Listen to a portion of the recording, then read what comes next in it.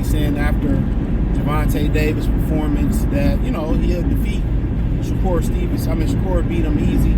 I disagree. I mean, just as what one fighter did and was able to do doesn't mean another fighter is able to do that. And I think styles make fights. Now, did Tank look great that fight? No. To me, Shakur Stevenson, he looked good versus Joshua Padley.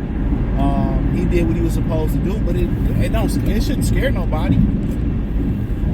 It shouldn't scare nobody. You know what I'm saying? Obviously, you know, he stick and move, and he moves a lot. And, you know, people saying, well, Shakur sit in the pocket with him, and he'd do, nah, Shakur ain't sitting in no fucking pocket at 35. And if he's sitting in the pocket, it's more defensive. He's more defensive.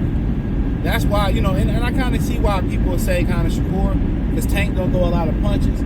So if Shakur ain't moving his hands, he defensive, Tank ain't gonna really take advantage of that. And, you know, one thing that Tank didn't do versus Lamont Roach, he never switched it up. He never got on his toes, used angles, you know, found the angle, started turning Lamont Roach. That's what he should have started doing. It was just to the point where I'm gonna come down a straight line and try to bully you. And when he couldn't bully him, it's the frustration started to come. It wasn't a plan B.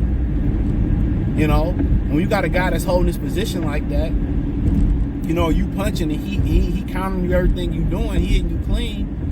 You know, now it's time to go ahead. Let's use our legs. Let's use our legs. Let's use feints. Let's use angles and start seeing if we can punch on the move and we can find an angle on the move.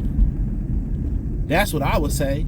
Start turning them, because Lamont was plotting. You know, let's start turning them. Get on our toes, in and out, you know, but that takes a lot of energy. Tank's really a plotter too. But, you know, Rolly, he was able to do that versus Rolly. You know, he was able to do that versus Rolly. He moved a lot, but he had to. He should have, well, he moved on the back foot. He should have been turning Lamont and punching off the move. You know, but with Shakur Stevenson, you know, it's not going to be a really fan-friendly fight unless Tank make it a fan. But Tank like to load up on one or two shots, and Shakur's going to defend that. He's going to try to counter it here and there. You know what I'm saying? It's going to be a high tactical fight. It's really going to be, you know, who really make their punches count, to be real. That's what it's going to boil down to. I think Tank will win just off the fact that his punches are more ferocious. You know, Shakur gonna move off the spot. He ain't gonna sit in there with Tank. He gonna keep Tank on the outside and box Tank on the outside and shit, and use his legs and all that other shit. You know what I'm saying? Use his legs and shit. But, you know, if they smart, they try to get Tank conditioning up. You know, get his jab usage up when you fight Shakur. Target that body. You know what I'm saying? And have a game plan. Break them down to the body. Use that jab. Keep that jab pumping. And we get a lot of guys that's like Shakur, like the jab. We be trying to out jab them. Jab, jab, jab, jab, jab, jab, jab. And I have them touch the body. Break them down to the body. And then pin them on the ropes and just run your hands. Just outwork Shakur, you'll win. I'm telling you. Outwork Shakur, you'll win. I have them working on jabbing them to the chest. You know what I'm saying? I have him working on jabbing him to the chest. You know what I'm saying? Get on his toes a little bit. I tell Tank, don't worry about landing that punch. You know, don't worry about landing that punch. That's what I tell him. Don't worry about landing that punch. We're gonna touch. That's what we're gonna do. We're gonna touch. That's what I tell them. We gonna touch.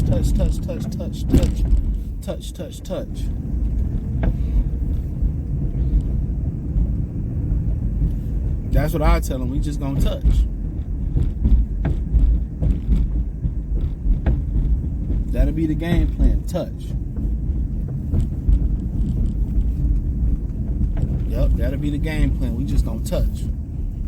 And then if we can get them to slow down and be stationary from all that moving and our body work, then I tell Shakur,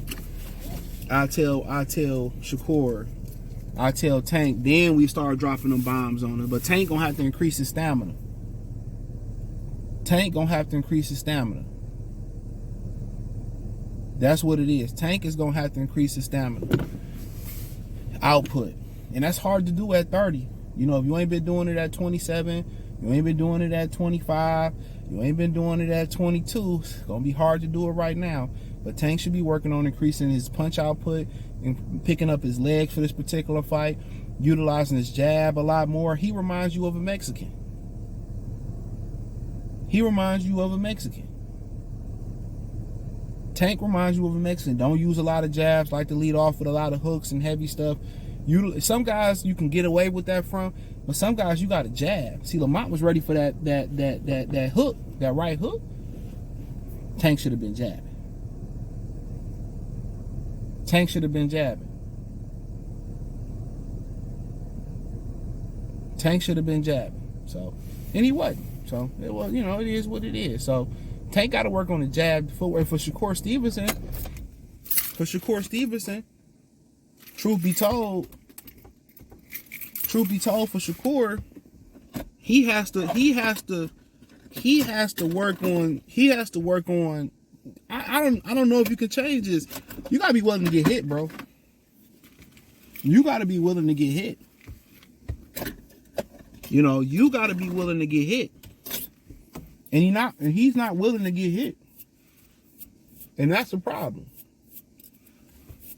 He's not willing to get hit. And that's his whole thing. It's not that he in there not to get hit.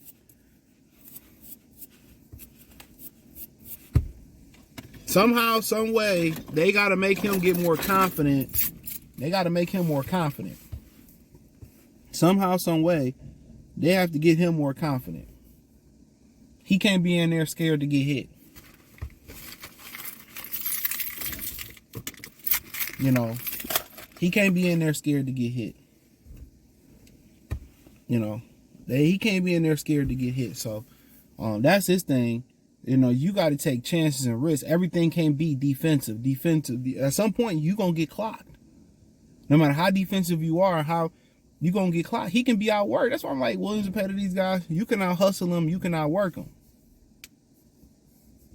You can out-hustle them, you can outwork them.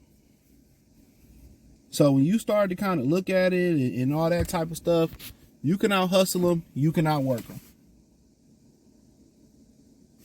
Sorry. But the matchup, there we go. The matchup in general, in theory, it's a good fight. But you can see it where Shakur is moving around the ring, and Tank is not a high rate fighter. They both low efficient, I'm gonna say a little high efficient, low volume type fighters. And you know, like I said, this is gonna be if Tank can catch them, and you know, and Shakur can avoid them. You know, or it's who can do something more. And when you fight a guy like Tank, Shakur should take it to Tank, but he don't have the balls to take it to Tank. And and Tank, should you jab more and focus on just a game plan and stop trying to bully everybody, but he ain't showed the ability to do it on the lower level. That's what happened when you soft shoe a prospect, you could put him in, you keep soft shoeing them and putting him in there with guys that he can beat. That's the problem. You keep putting him in there with guys that he can easily beat. He never develops. That's why you got to put him in there with guys that you got to put him in there with guys that give him a little trouble. You know, a little rangier guys, boxer guys. You prepare him for Shakur Stevenson. You prepare him for guys like Lamont Roach. But when he fighting guys that he can just bulldoze and bully and pick and choose when he want to engage and he know I can punch and get him out of there. Like, no, you got to put him in. It's too late. It's too late. They done babied him too much. So when things don't go his way, he'll spoil brat. The same thing with children. I was watching this show on Hulu. It called Extract. My girlfriend put me on. We watching it. And a former NFL player, I forget his name. He was a backup quarterback. His son was in there, and he was with his ex-wife, and they co-parent their son, and they put these people into the jungle, into the wilderness. When they put them in the wilderness or whatever, and they get out in the wilderness and